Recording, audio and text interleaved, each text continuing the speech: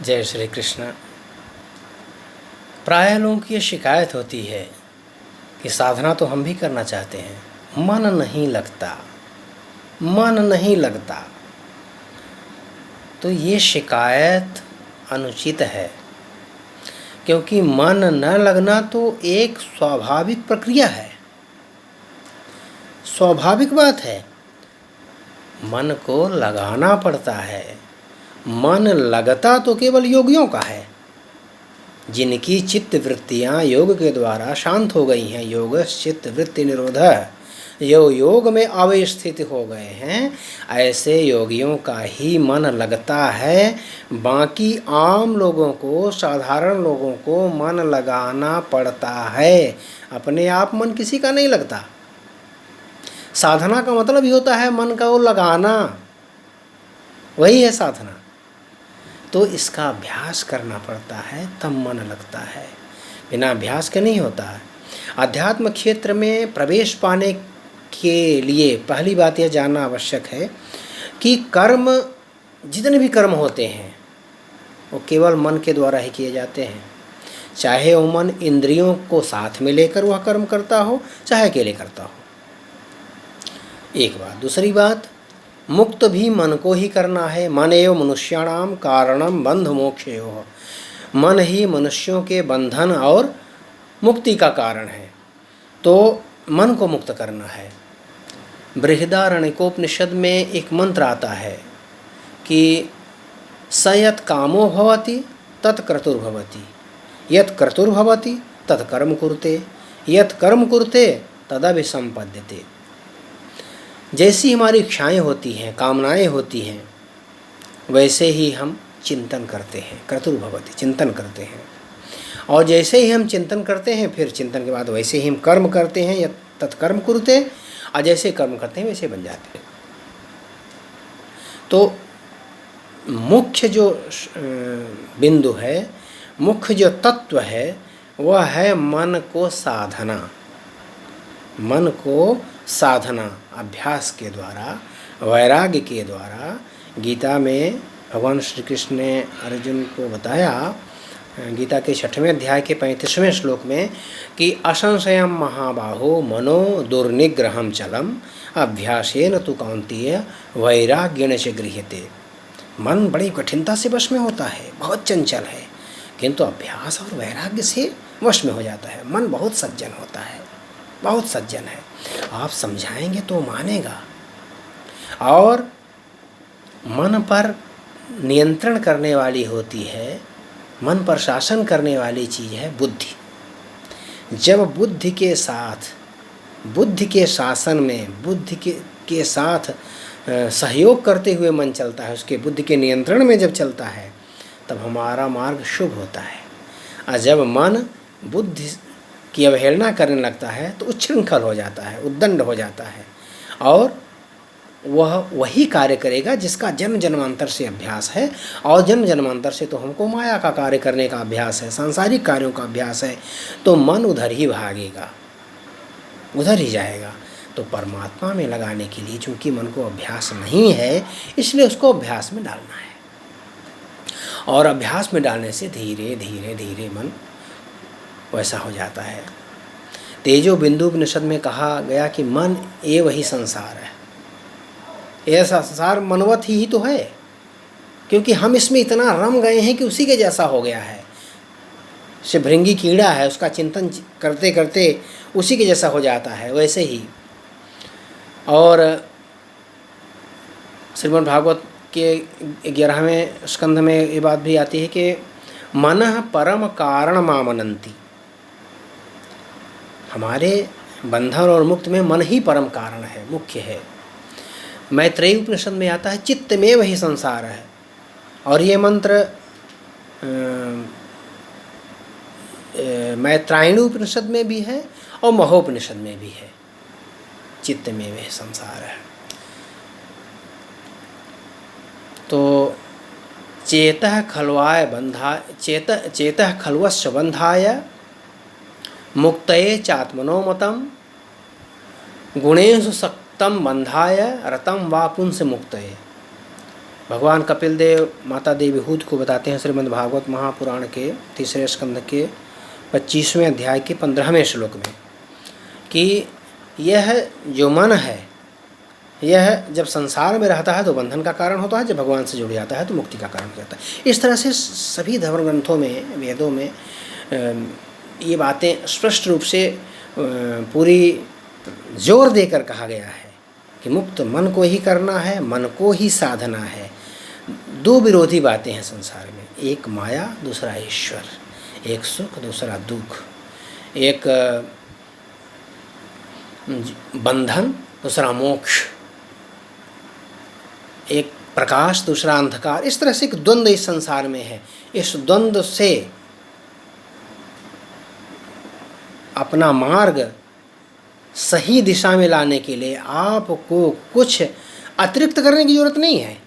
संसार के जो काम कर रहे हैं, जैसे कर रहे हैं, सिर्फ दिशा को मोड़ दीजिए, दिशा बदल दीजिए। संसार से भगवान जी को मोड़ देना, यह है सही दिशा में मन को मोड़ना। जो मन इस संसार से प्रेम कर रहा है तो उसको भगवान जी से प्रेम करवाइए, भगवान जी पर लगा दीजिए, उन्हीं से प्रेम करने लगे। नारद भक्त सूत्र में एक सूत्र है, काम क्रोधाभिमानादिकम तस्मिन्नेव करणीयम। काम क्रोधाभिमान जो भी करना है, शत्रुता करो चाहे प्रेम करो, क्रोध करो, सब परमात्मा में ही करो। आपके सारे कर्म भगवत अर्पण हो, भगवान को समर्पित हों, उन्हीं के लिए हों, उन्हीं के चिंतन में हों। तो जब ऐसा आप करेंगे तो करते करते धीरे धीरे आपको अभ्यास हो जाएगा और ये मन जो आपको बंधन का कारक बना हुआ है, यह मुक्ति का कारण बन जाएगा। चिंतन जो होता है वो मन की द्वारा होता है। संकल्प विकल्पिका नाम मन है, संकल्प विकल्पिका नाम अंतःकरण वृत्ति है। संकल्प विकल्प करने की जो अंतःकरण की वृत्ति है वो मन है, योग सूत्र में कहा गया। तो मन का जो चिंतन होता है वह परमात्मा में हो, ऐसा निश्चय जब बुद्धि करेगी, बुद्धि नाम निश्चयात्मिका अंतःकरण वृत्ति।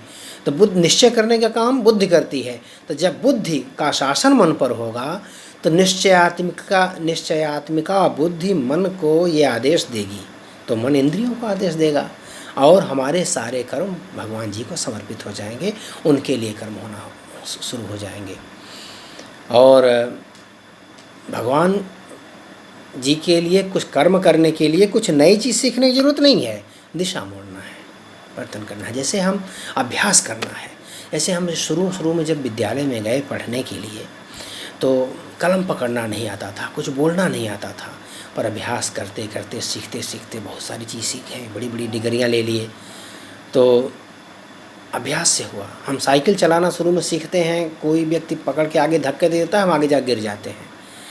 कार चलाना सीखते हैं, शुरू में पसीने छूट जाते हैं स्टीयरिंग पर बैठते ही, पर धीरे धीरे जब अभ्यास हो जाता है तो हम आराम से बातें भी करते रहते हैं बगल में बैठे हुए व्यक्ति से, सामने की सीनरी भी सब देखते रहते हैं, कौन आगे आ रहा है, कौन पीछे जा रहा है, कौन साइड मांग रहा है, हॉर्न भी बजाते रहते हैं, कहाँ से पास होना है, कहाँ मोड़ना है, क्या जानना है, सारा कोई टेंशन नहीं होता, बिल्कुल तनाव मुक्त होकर के। क्यों? क्योंकि हमको अब अभ्यास हो चुका है। इसी तरह से जब शुरू में हम कोई भी काम करते हैं, साधना भी करते हैं, तो शुरू में हमको अरुचिकर लगता है। ध्यान रखें, अरुचि उसी चीज़ में होती है जो चीज़ हमारे समझ में नहीं आती।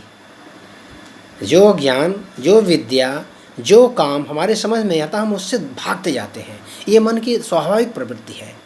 तो ये जो पलायनवादी प्रवृत्ति है मन की, उसको समझाइए और अभ्यास कीजिए। जैसे जैसे समझ में आएगा, रुचि बढ़ती जाएगी, तब आनंद आना शुरू हो जाएगा।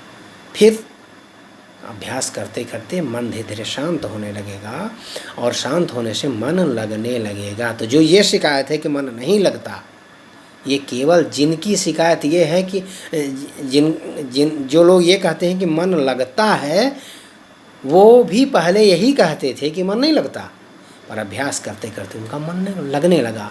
ऐसे ही सबके साथ होता है। आपका भी मन इसी तरह लगेगा। तो बार बार अभ्यास करते रहने से, अनवरत अभ्यास करते रहने से मन लगता है। जैसे लकड़ी में अग्नि होती है, दो लकड़ियों को आपस में लगातार घिसते रहो, घिसते घिसते एक समय ऐसा आता है अग्नि प्रकट हो जाती है, तो लकड़ी जलने लगती है। किंतु उन लकड़ियों को थोड़ी देर घिसा, घिसने के बाद फिर उनको छोड़ दिया, थोड़ी विश्राम कर दिया, फिर घिसते रहे, तो घिसते घिसते लकड़ी तो कट जाएगी। अगर हम इसी तरह ब्रेक ले लेके रुक रुक के घिसते रहे तो लकड़ी कट जाएगी पर अग्नि प्रकट नहीं होगी। इसी तरह से जो साधना है अनवरत रहे। हम जैसे 5 मिनट का ध्यान किए, सुबह शाम पूजा कर लिए 10 मिनट आधे घंटे, इसके बाद सारा दिन संसार में लगे रहे, तो ले दे के सब 0/0, तो कोई फ़ायदा नहीं होगा।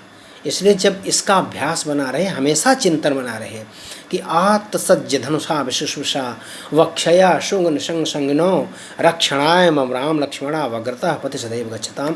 हमारे ध्यान में हमेशा रहे कि भगवान धनुष बाण लेकर हमारे साथ हैं, सुदर्शन चक्र लेकर हमारे साथ हैं, बांसुरी बजाते हुए कन्हैया हमारे साथ हैं, और हमारे सभी कर्मों को चुपचाप देख रहे हैं, और साक्षी होकर के हम हमारे प्रेरक बने हुए हैं, चुपचाप हमको देखकर मुस्कुरा रहे हैं शांत भाव से, हमेशा हमारे साथ हैं, हमारे सभी कर्मों के साक्षी हैं। जब ऐसा मन में रहेगा कि भगवान हमेशा हमारे साथ हैं, तो ऐसी भावना करने से सकारात्मक ऊर्जा उत्पन्न होगी और हम दुष्कर्मों से बचेंगे तथा मन को साधने में मदद मिलेगी। इसलिए मन नहीं लगता ऐसा न सोचें, क्योंकि एक स्वाभाविक बात है कि मन न लगना। किंतु जब हम अभ्यास करते जाएंगे तो अभ्यास करते करते मन लगने लगेगा, उसी तरह जैसे योगियों का लगा है, और हमारी चित्त वृत्ति का निरोध हो जाएगा, तो हम योगश्चित्त वृत्ति निरोध के अनुसार योग में अवस्थित हो जाएंगे। योग मतलब जुड़ना, परमात्मा से जुड़ना। जब परमात्मा से हम जुड़ जाते हैं तो हमारी दिशा संसार से हट करके भगवान की ओर हो गई, और हम हमेशा के लिए उस शाश्वत आनंद को प्राप्त कर सकेंगे, जिसके लिए हम जन्म जन्मांतर से लालायित हैं, करोड़ों जन्मों से जिसके लिए लालायित हैं, उस शाश्वत शांति को प्राप्त कर सकेंगे। जय श्री कृष्ण।